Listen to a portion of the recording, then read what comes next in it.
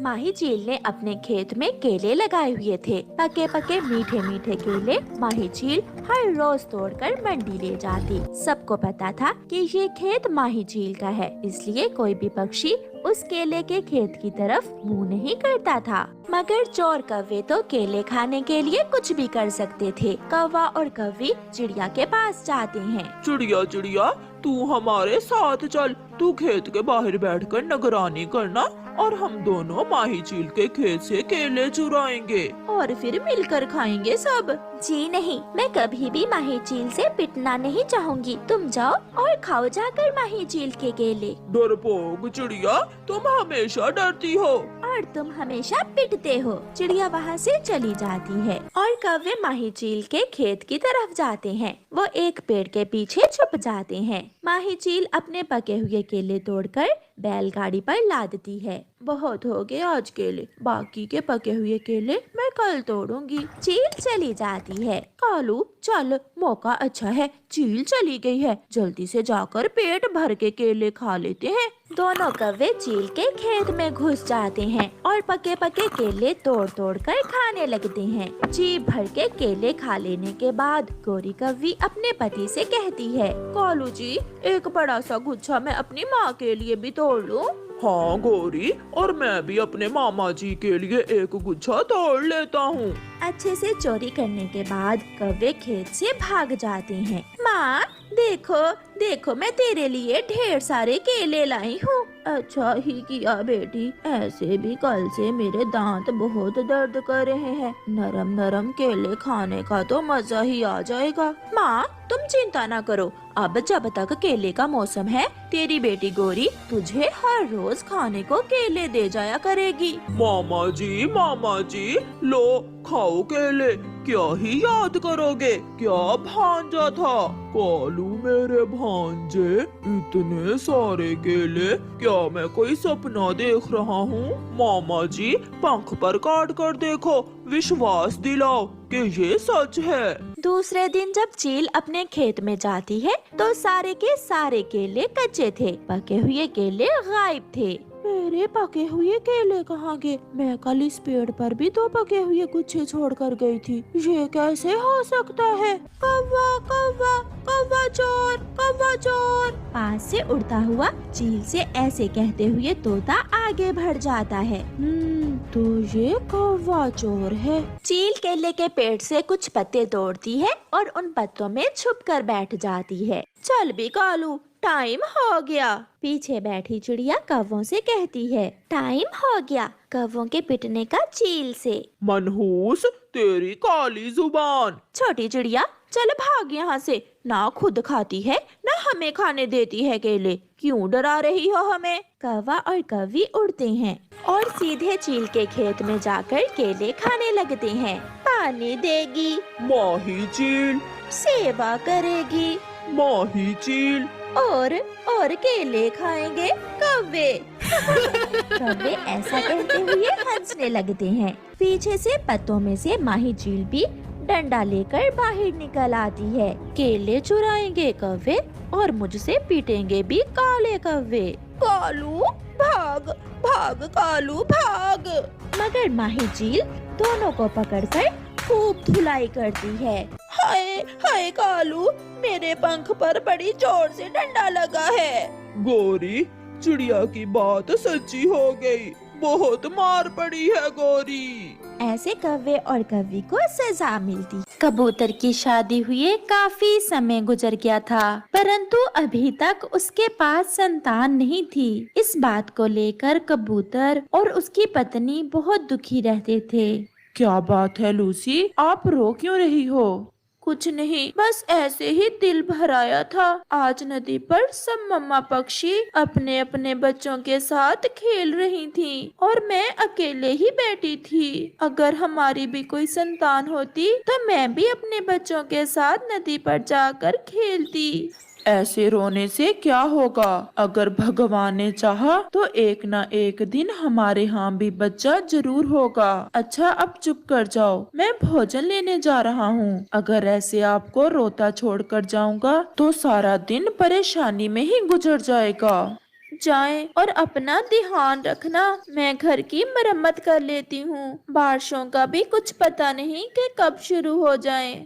फिर बंटू कबूतर भोजन लेने चला जाता है। बंटू भी हर समय दुखी जरूर रहता था, परंतु वो अपनी पत्नी के सामने जाहिर न करता, क्योंकि वो अपनी पत्नी को दुखी नहीं करना चाहता था। कबूतर, मुझे तो तुम पर बहुत दया आती है। इतना काम करते हो, घर भी पक्का बना लिया है, सब कुछ है तुम्हारे पास, परंतु किस काम का, अगर संतान ही ना हो तो। गौरी बहन, संतान का होना या ना होना पक्षियों के बस की बात थोड़ी है। मैं तो कहती हूँ तुम दूसरी शादी कर लो। ऐसा भी तो हो सकता है कि दूसरी पत्नी से तुम्हारे भी संतान हो जाए। मैं लूसी से बहुत प्यार करता हूँ। मैं ऐसा कैसे कर सकता हूँ? अपनी पत्नी पर सौतन कैसे ला सकता हूँ मैं? तो फिर ऐसे ही मर जाओगे और कोई तुम्हारा नाम लेने वाला भी नहीं होगा। बंटू कबूतर वहाँ से चला जाता है। कितना प्यार करता है ये कबूतर अपनी पत्नी से। और एक मेरा कालू है, कभी मुझसे प्यार से बात तक नहीं की। शाम को चिड़िया लूसी के पास आती है। लूसी बहन, कल आप मेरे साथ जाना। हम बुलबुल दी के पास जाकर आपका चेकअप करवाएंगे। मैंने सुना है बुलबुल दी के पास एक ऐसा फूलों का रस है जिसे पीने से मम्मा पक्षी को अंडा हो जाता है। सच चिड़िया बहन, आपने पहले क्यों नहीं बताया? अगर ऐसा है तो हम कल ही बुलबुल दी के पास चले जाएंगे। बंटू जब घर आए तो उससे पूछ लेना, मैं कल आऊंगी। फिर चिड़िया वहाँ से अपने घर चली जाती है। बंटू भी भोजन की खोज कर लेता है और वो भी अपने घर वापस लौटता है। सुबह रो रही थी और अब बहुत खुश लग रही हो। पत्नी जी, क्या बात है? आज रानो चिड़िया आई थी। वो मुझे बता कर गई है कि बुलबुल दी के पास कोई दवा है जिसे पीने से मुझे अंडा हो जाएगा। अच्छा, फिर तो बहुत खुशी की बात है। तो फिर कब जाना है बुलबुल दी के पास? कल जाऊंगी मैं चिड़िया बहन के साथ। और फिर मैं अपनी बेटी का नाम रखूंगा। और अगर हमारा बेटा हुआ तो मैं नाम रखूंगी उसका। वो ऐसे खुशी खुशी बातें करते करते सो जाते हैं। दूसरे रोज लूसी चिड़िया के साथ बुलबुल दी के पास जाती है। आपकी शादी को कितना समय गुजर गया है? एक साल हो गया है बुलबुल दी। बुलबुल दी, बताएं भी कि हमारी लूसी माँ बन सकेगी ना? मैं कैसे बताऊं चिड़िया, मैं ये कैसे बताऊं कि लूसी तो बांझ है और लूसी कभी माँ नहीं बन पाएगी।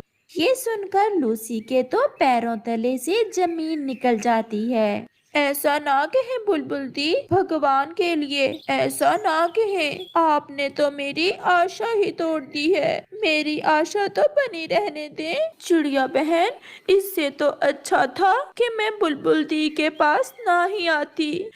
मुझे उम्मीद तो थी, आज तो मेरे पास कुछ भी नहीं रहा। चुप कर जाओ लूसी, चुप कर जाओ। ऐसे रोने से कुछ नहीं होगा। अगर ऐसे रोती रहोगी तो कैसे चलेगा? तो ले आई हो दवा बुलबुल दी से? क्या कहा बुलबुल दी ने? परंतु लूसी तो चुप थी। वो तो बस रोए ही जा रही थी। लूसी, क्या बात है? आप खामोश क्यों हो? मैं बांझ हूँ पति जी। मैं कभी माँ नहीं बन सकती। मेरे भाग्य में संतान नहीं है। बुलबुल दी ने बताया है ये सब? हाँ, उसने मेरा चेकअप करने के बाद मुझे बताया है। अच्छा, अपने आंसू पोंछ लो। मैं हूँ। हम दोनों मिलकर एक दूसरे के दुख बांट लेंगे। ऐसे ही कुछ दिन गुजर जाते हैं और फिर नदी पर बैठे एक दिन लूसी अपने पति से कहती है, पति जी, मेरी एक इच्छा है, क्या आप पूरी करेंगे? बताओ बताओ लूसी, मैं तो आपके लिए सब करने को तैयार हूँ। आप दूसरी शादी कर लें। ये सुनकर कबूतर बहुत हैरान हो जाता है। ये क्या हो गया है आपको लूसी? होश में तो हो। ये आप क्या बोल रही हो? मेरी एक सहेली रहती है मेरी माँ वाले जंगल में। मैं उससे आपकी शादी करना चाहती हूँ। अगर आप मुझे खुश देखना चाहते हैं तो मेरी ये बात आपको मानना होगी। मुझे सोचने का समय दो, हम फिर बात करेंगे। कबूतर चिड़िया का बचपन का दोस्त था। शाम को कबूतर चिड़िया के पास जाता है और उसे सारी बात बताता है। कबूतर भैया, लूसी ठीक ही कह रही है। अगर वो ऐसे खुश है तो आप उसे और दुखी ना करें। वो तो पहले ही बहुत दुखी है। मैं लूसी से बहुत प्यार करता हूँ। तो फिर उसकी बात भी मान लो और आप दूसरी शादी कर लो। फिर कुछ दिनों के बाद लूसी अपने पति की दूसरी शादी अपनी सहेली से कर देती है। आप दोनों बैठें और मैं आपके लिए भोजन लेकर आती हूँ। नहीं लूसी, आप पहले कभी गई हो भोजन लेने जो अब जाओगी? नहीं, आज से भोजन मैं ही लेकर आऊंगी। और वैसे भी मैं घर में बैठे बैठे बोर होती रहती हूँ। लूसी भोजन लेने चली जाती है। लूसी मेरे बचपन की सहेली है। बेचारी ने सारी जिंदगी दुख ही देखे हैं। छोटी सी थी जब इसके माँ बाप चल बसे और अब संतान का दुख तो शायद उसकी जान ही ले जाएगा।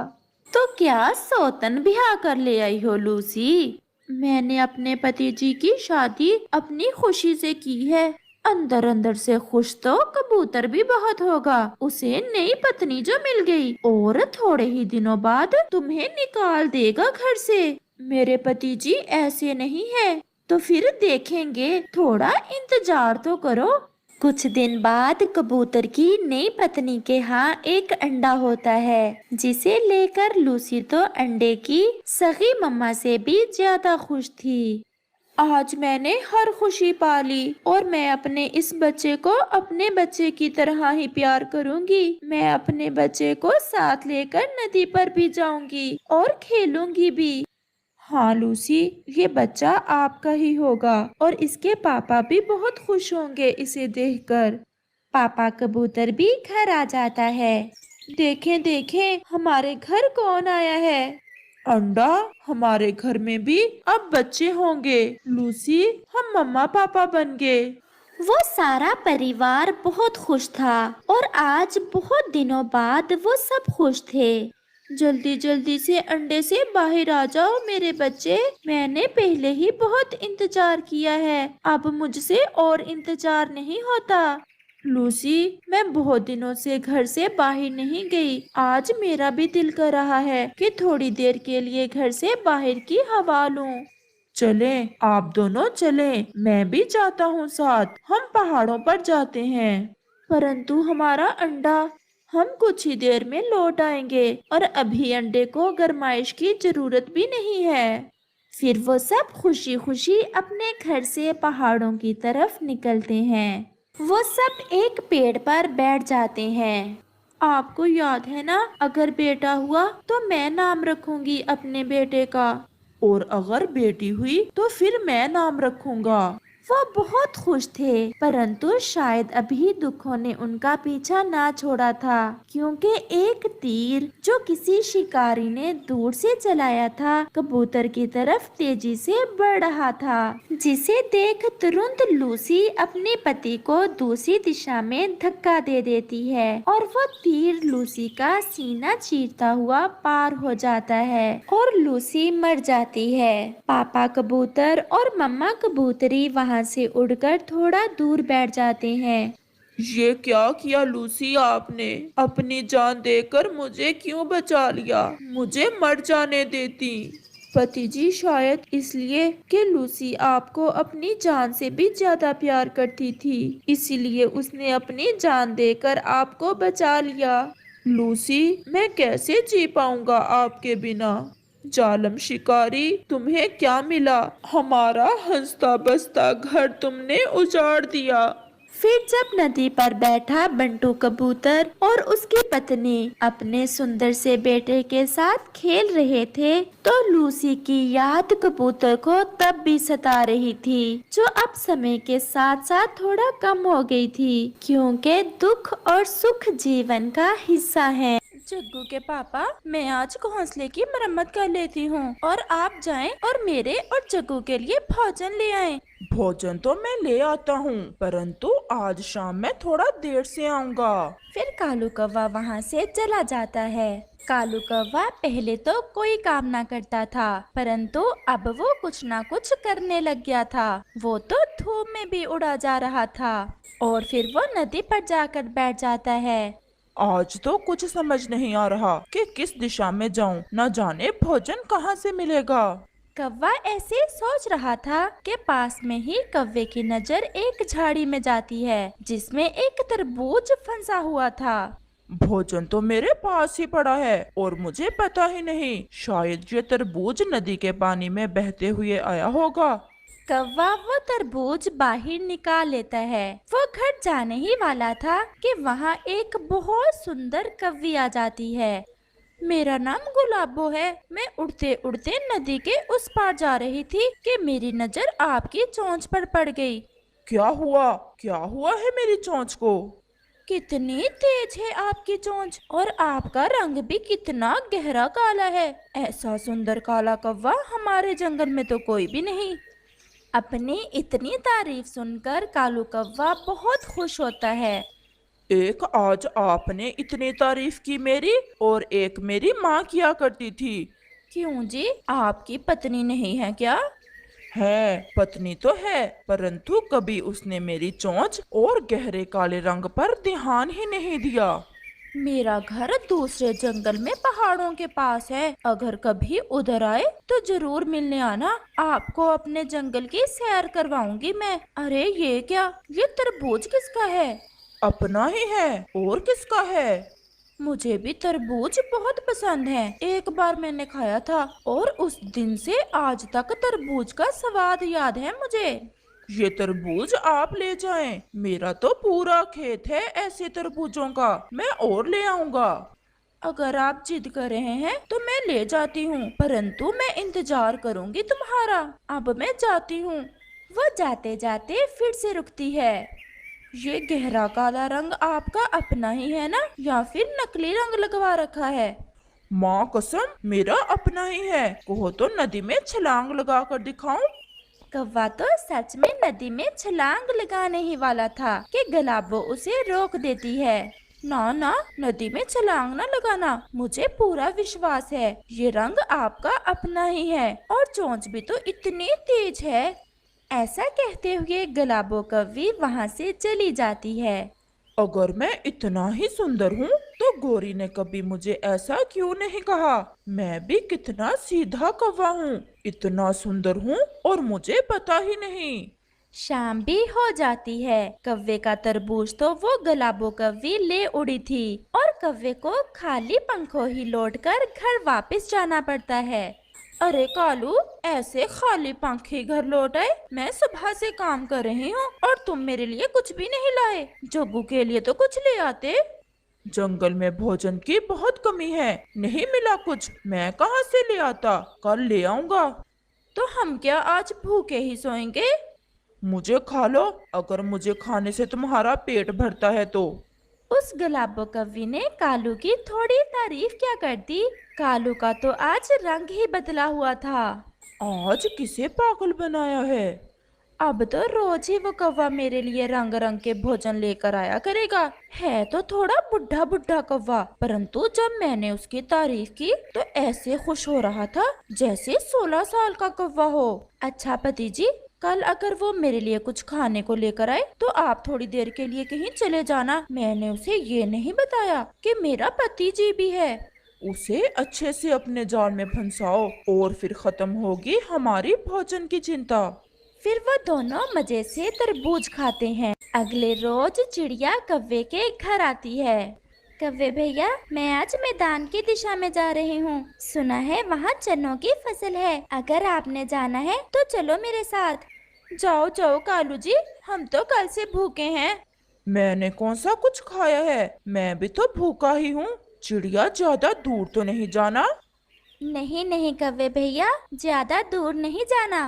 फिर कौवा और चिड़िया वहाँ से चले जाते हैं। कौवा चिड़िया के साथ जा तो रहा था, परंतु कौवे का ध्यान गुलाबो कौवी की तरफ ही था। वो सोच रहा था कि उसे तो आज गुलाबो ने बुलाया था। फिर उड़ते उड़ते कौवा एक जगह रुक जाता है। क्या हुआ कव्वे भैया, इतनी जल्दी ही थक गए? अभी तो हम थोड़ा ही दूर आए हैं। चिड़िया आप जाएं, मुझे तो एक काम याद आ गया है, मैं नहीं जाऊंगा आपके साथ। परंतु कव्वे भैया, भोजन कहाँ से खाएंगे जग्गू और गौरी? यहाँ से भी खाएं, आपसे नहीं मांगेंगे, चुप करके जाओ और मुझे तंग ना करो। फिर चिड़िया तो वहाँ से चली जाती है। पहली बार जाना है गुलाबों के घर, खाली पंखों के साथ तो अच्छा नहीं लगेगा। मैं क्या लेकर जाऊं? चलो कहीं से भोजन ढूंढता हूँ, रास्ते से जो मिला ले जाऊंगा। फिर कालू कौवा गुलाबो कव्वे वाले जंगल की दिशा में उड़ता है। वो तो ऐसे उड़ रहा था जैसे हवाई जहाज। फिर उसे एक जगह चावल के कुछ दाने नजर आते हैं। वो वहाँ उतरता है, चावल अपनी चोंच में लेता है और फिर से उड़ता है। जल्द ही वो गुलाबो कव्वे वाले जंगल में पहुँच जाता है। मुझे विश्वास था कि तुम जरूर आओगे, मैं तुम्हारा ही इंतजार कर रही थी। ये कौवा कौन है? ये मेरा नौकर है। नौकर जी, जाओ और मेरे दोस्त के लिए आइसक्रीम लेकर आओ।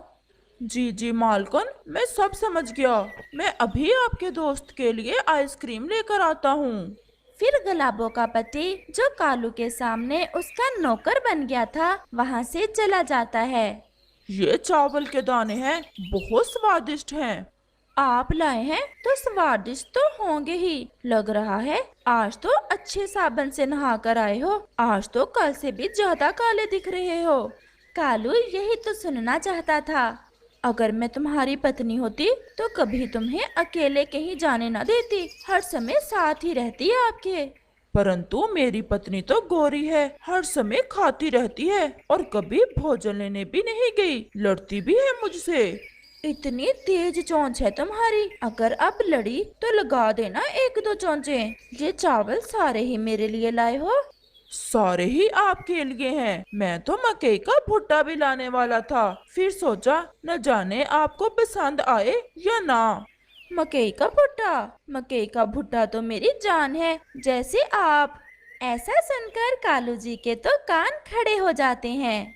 गुलाबो जी, आप मुझसे कितना प्यार करने लग गई हैं। कल मैंने गौर से देखा अपनी पत्नी को, वो तो आपके सामने ऐसे लगती है जैसे काम वाली बाई हो।